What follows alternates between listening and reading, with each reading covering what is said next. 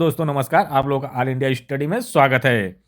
तो आइए आज हम पढ़ेंगे मैथ पैडागोजी का महत्वपूर्ण टॉपिक नंबर 3, गणित शिक्षण की प्रमुख विधियाँ।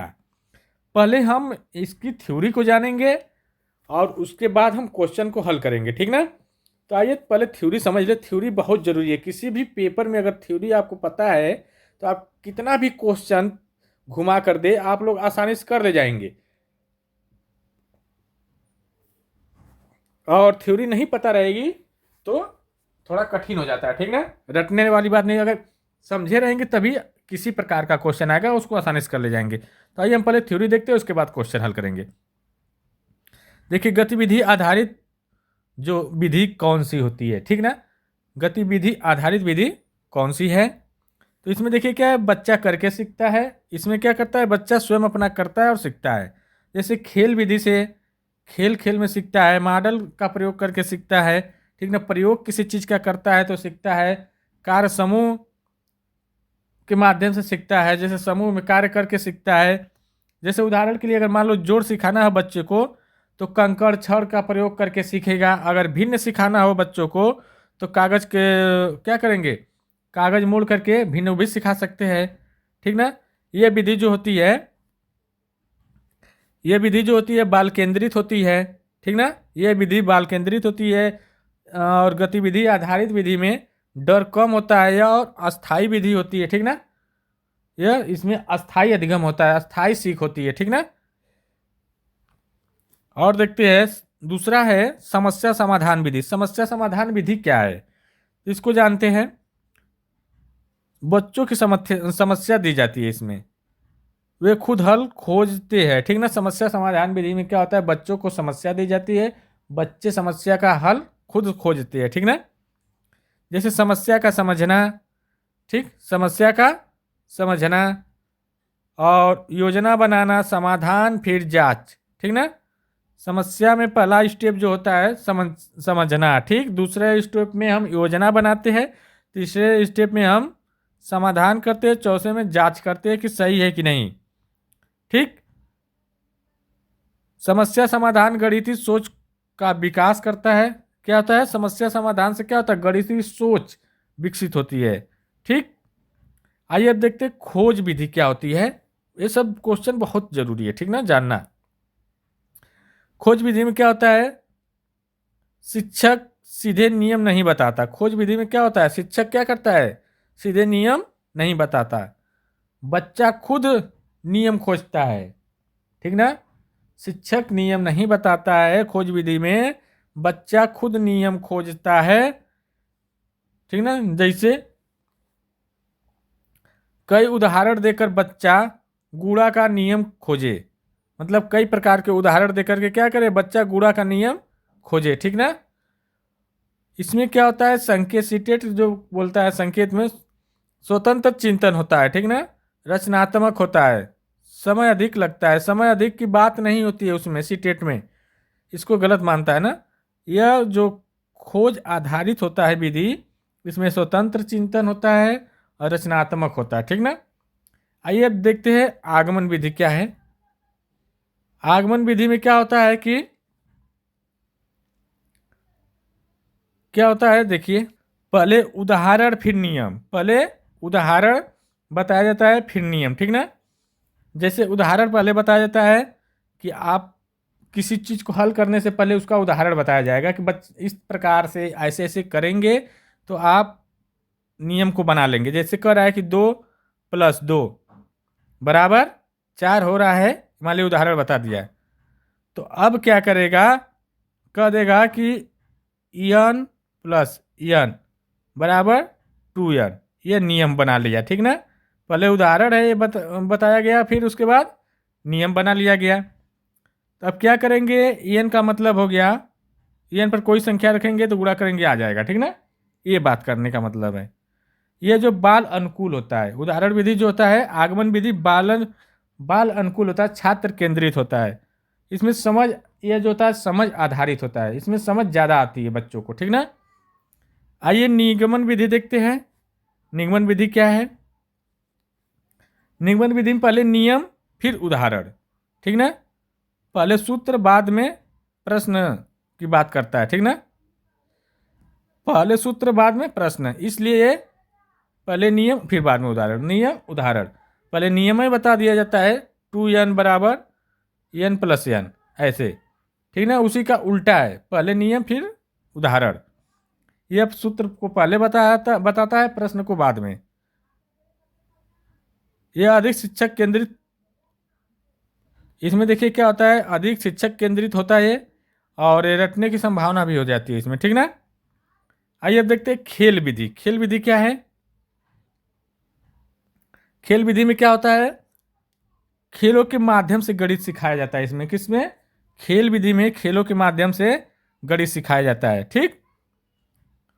जैसे उदाहरण के लिए संख्या खेल, पैटर्न खेल। तो खेल विधि में क्या होता है, बच्चे रुचि भी लेते हैं, मुक्त वातावरण, डर मुक्त वातावरण में रहते हैं, ठीक ना। बच्चे रुचि भी लेते हैं और डर मुक्त वातावरण में भी रहते हैं। आइए आगे देखते हैं शिक्षक सामग्री क्या है। शिक्षक सामग्री, शिक्षक की सामग्री, ठीक ना। जो शिक्षण में सामग्री होती है, शिक्षक नहीं शिक्षण, जो पढ़ाने के लिए जो कौन कौन सी सामग्री का प्रयोग किया जाता है। ठोस सामग्री, ठोस सामग्री में क्या क्या आता है, गिनती है, छड़, कंकड़, घन, बेलन। छोटे बच्चों के लिए बहुत यह उपयोगी होता है, ठीक ना। ठोस सामग्री में क्या होता है, गिनती, छड़, कंकड़, बेलन, ये सब बहुत उपयोगी होता है। कंक्रीट एड्स, ठीक ना। दृश्य सामग्री कौन कौन होती है ये भी देख लेते हैं। चार्ट, चित्र, मॉडल, ग्राफ। अमूर्त अवधारणाएं सरल बनाती है इसमें। अमूर्त जो अवधारणा होती है सरल बनाती है इसको, ठीक ना, दृश्य सामग्री में।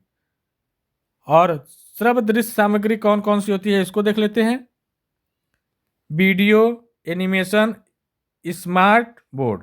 क्या क्या होता है, वीडियो, एनिमेशन और स्मार्ट बोर्ड। रुचि प्लस समझ दोनों बढ़ती है इससे। क्या होता है, रुचि प्लस समझ दोनों बढ़ती है, ठीक ना।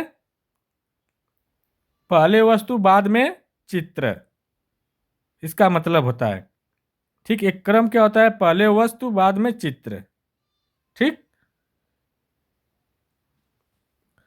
पहले वस्तु बाद में चित्र, फिर संख्या चाहे प्रतीक, ठीक ना। वस्तु देखो, पहले वस्तु आएगी, फिर चित्र आएगा, फिर प्रतीक या संख्या, ठीक ना। अब आइए देखते हैं आगे।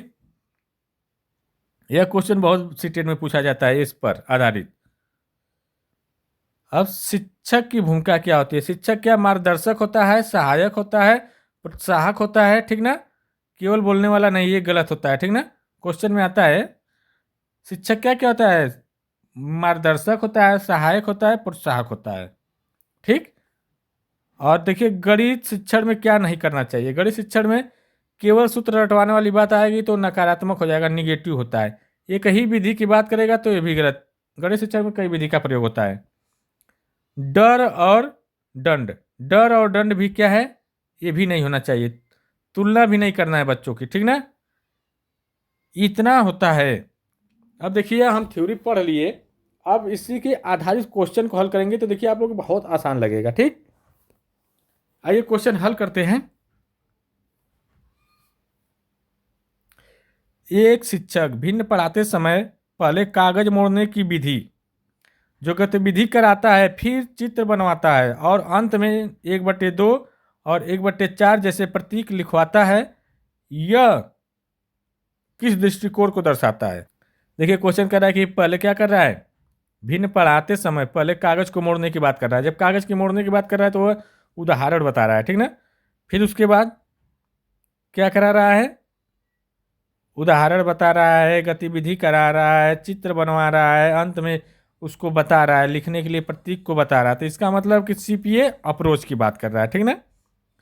सीपीए अप्रोच का मतलब समझ रहे हैं, बताए। देखिए बता देते हैं। पहले ठोस वस्तु का काम करा रहा है, ठीक ना। उसके बाद फिर उसके बाद मान लीजिए पहले क्या कर रहा है, वस्तु ला रहा है, ठोस वस्तु हो गया, फिर उसके बाद उसका फिर चित्र बनवा रहा है, ठीक ना। फिर उसके बाद प्रतीक। तो यह हो जाएगा सीपीए अप्रोच। सीपीए अप्रोच का मतलब होता है कंक्रीट पीरियोडिक, एब्स्ट्रैक्ट। ठीक ना, ठीक ना। पहले वस्तु, फिर चित्र, फिर प्रतीक। ठीक, कंक्रीट, पीरियोडिक और एब्स्ट्रैक्ट, मतलब CPA, इसलिए। ठीक ना, इसका सही जवाब ऑप्शन नंबर 3 हो जाएगा। अगला देखते हैं क्वेश्चन, प्रश्न नंबर 2। यदि शिक्षक सीधे सूत्र न बताकर बच्चों को कई उदाहरण देता है और उनसे नियम निकलवाता है तो वह कौन सी विधि अपना रहा है? कह रहा है कि अगर कोई शिक्षक है, सूत्र न बता करके पहले उदाहरण दे रहा है, फिर बाद में उससे कह रहा है कि नियम निकालो, तो इसका मतलब क्या हो जाएगा? उदाहरण फिर नियम। इसका मतलब उदाहरण से नियम, आगमन विधि। इसका सही जवाब क्या हो जाएगा? आगमन विधि। ठीक ना। अगला देखेंगे प्रश्न नंबर 3। निम्न में कौन सा कथन खोज विधि से सबसे सही दर्शाता है? तो ऑप्शन नंबर 1 है शिक्षक सभी नियम पहले बनाता है। यहाँ पर खोज विधि पूछ रहा है ना, यहाँ पर कह रहा है खोज विधि सबसे सही दर्शाता है। तो बताइए, बच्चा स्वयं अवधारणा को खोजता है। खोज विधि में क्या होता है? बच्चा स्वयं चिंतन करता है, वह रचनात्मक होता है, ये रटने पर जोर नहीं देता है। ठीक ना। तो क्या कर रहा है? बच्चा स्वयं अवधारणा को खोज रहा है, तो ऑप्शन नंबर बी हो जाएगा। अगला देखते हैं प्रश्न नंबर, एक शिक्षक गणित की कक्षा में बच्चों को समूहों में बांटकर समस्या देता है और हल खोजने के लिए संकेत देता है, सीधे उत्तर नहीं बताता। यह किस विधि का उदाहरण है? कह रहा है कि एक शिक्षक है, कक्षा में क्या कर रहा है? बच्चों को समूह में बांटकर समस्या देता है और फिर हल खोजने की बात करता है। तो इसका मतलब है कि समस्या समाधान विधि है, जिसमें अभी आप पीछे इसीलिए हम थ्योरी कराए थे। पहले क्या करेगा बच्चा? संकेत प्लस सोचने की बात हो रही है। ठीक ना, तो जिसमें समस्या समाधान की बात हो रही है। ठीक, हल खोजने की बात कर रहा है, पहले समस्या को देता है फिर हल खोजने की बात करता है, तो इसका मतलब है कि समस्या समाधान विधि। तो ऑप्शन नंबर सी करेक्ट हो जाएगा। ठीक, अगला देखते हैं, निम्न में कौन सी सामग्री ठोस सहायक सामग्री है? ठोस सहायक सामग्री इसमें कौन सी है? चार्ट जो है ये तो दृश्य, हाँ दृश्य है, वीडियो दृश्य है, ग्राफ दृश्य है। गिनती छड़ क्या है? ये क्या है? छू करके गिन सकते हैं इसको। ठीक ना, तो तीसरा सही हो जाएगा। ठीक, अगला देखेंगे, यदि शिक्षक केवल स्मार्ट बोर्ड और वीडियो का प्रयोग करता है लेकिन बच्चों को गतिविधि में शामिल नहीं करता तो सबसे बड़ी कमी क्या होगी? कह रहा है कि यदि शिक्षक सिर्फ केवल स्मार्ट बोर्ड का प्रयोग कर रहा है और वीडियो का प्रयोग कर रहा है लेकिन बच्चों को गतिविधि में शामिल नहीं कर रहा है, मतलब करने की नहीं दे रहा है, तो इससे क्या होगी? सक्रिय अधिगम होगा। ठीक ना, यह क्या होगा? सिर्फ देख रहा है, देखने बराबर नाट सीखना। ठीक ना, देखना बराबर नाट सीखना, देखने से नहीं बच्चा सीख पाएगा। ठीक, तो ये सक्रिय अधिगम हो जाएगा। अगला देखते हैं, सूत्र पहले लिखवाना और फिर उदाहरण हल करवाना किस विधि का उदाहरण है? सूत्र पहले मतलब नियम पहले, उदाहरण बाद, निगमन विधि। ठीक ना, तो ऑप्शन नंबर 3 हो जाएगा। आगे देखते हैं, खेल विधि में खेल विधि का सबसे बड़ा लाभ क्या है? तो बताइए, डर कम होता है, रुचि ज़्यादा होती है। ठीक ना, खेल विधि में डर कम लगता है, बच्चों को रुचि लेते हैं, तो इसका सही जवाब हो जाएगा ऑप्शन नंबर सी। अगला देखेंगे, बाल केंद्रित गणित कक्षा में शिक्षण की भूमिका क्या होती है?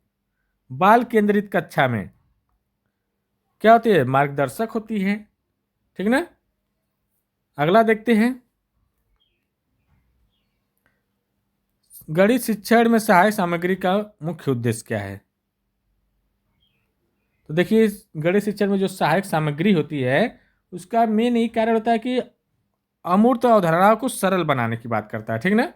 जो नहीं देखी जाती है उसको सरल बनाए दिखा करके। अगला है, एक शिक्षक क्षेत्रफल सिखाते समय पहले फर्श पर टाइल्स गिनवाता है, फिर कागज पर चित्र बनवाता है, अंत में सूत्र लिखवाता है। यह शिक्षण किसका संयुक्त उदाहरण है? क्या कर रहा है? पहले क्या कर रहा है? एक शिक्षक क्षेत्रफल सिखाते समय पहले फर्श पर टाइल्स गिनवाता है। ठीक है। क्या कर रहा है? ठोस काम करवा रहा है। फिर उसके बाद कर रहा है कि चित्र बनवाता है, अंत में सूत्र लिखवाता है। इसका मतलब हो गया कंक्रीट, प्रियोड पिक्टोरियल, कंक्रीट, पिक्टोरियल और अब्स्ट्रैक्ट्स। इसका मतलब हो गया कि ठोस, उसके बाद चित्र, उसके बाद सूत्र। तो क्या हो जाएगा? सीपीए। सीपीए हो जाएगा। ऑप्शन नंबर बी हो जाएगा। ठीक। अगला देखते हैं, निम्न में से कौन सी विधि में शिक्षक सीधे उत्तर नहीं बताता बल्कि संकेत देकर बच्चों को सोचने के लिए प्रेरित करता है? देखिए, जब संकेत देगा तो वह क्या होगा? समस्या समाधान विधि में। ठीक है। वो सिर्फ क्या करेगा? शिक्षक संकेत देगा। यदि कोई शिक्षक पहले सूत्र समझाता है और फिर बच्चों से कई प्रश्न हल करवाता है तो वह कौन सी विधि होगी? तो बताइए। पहले क्या कर रहा है? सूत्र समझा रहा है, फिर बच्चों से कई प्रश्न हल करने की बात कर रहा है, तो कौन सी विधि होगी? यह निगमन विधि होगी। कौन सी? निगमन। पहले सूत्र फिर उदाहरण। अगला देखते हैं, खोज विधि का मुख्य उद्देश्य क्या है? समय बचाना, सूत्र याद करवाना, बच्चों की में स्वतंत्रता चिंतन विकसित करना। खोज में क्या होता है? बच्चों में क्या होता है? स्वतंत्रता चिंतन विकसित करना होता है। ठीक ना। तो इसका सही जवाब ऑप्शन नंबर सी हो जाएगा। अगला देख लेते हैं क्वेश्चन, निम्न में कौन सी श्रव्य दृश्य सामग्री है? तो बताइए कौन सी है? श्रव्य दृश्य वीडियो क्लिप है। ठीक ना। वीडियो क्लिप में देखेंगे भी और सुनेंगे भी। अब लास्ट और अंतिम क्वेश्चन बताएंगे आज, कौन सी स्थिति गतिविधि आधारित शिक्षण को सबसे सही दर्शाती है? गतिविधि आधारित शिक्षण जिसमें करके सीखने वाली बात होती है। ठीक ना। बच्चे समूह में मॉडल बनाकर सीखते हैं, बात ठीक है। बच्चे समूह में मॉडल बनाकर सीखेंगे तो करके ही सीखेंगे। ठीक। एक क्वेश्चन और रह गया, उसको भी देख लेते हैं, बाल केंद्रित गणित कक्षा में शिक्षक का सर्वोत्तम रोल क्या होना चाहिए? बताइए। तो जो सबसे बेहतर रोल होना चाहिए सहायक और मार्गदर्शक होना चाहिए। ठीक। अब यहीं पे वीडियो को समाप्त करते हैं। अब मिलते हैं अगले वीडियो में, तब तक के लिए नमस्कार।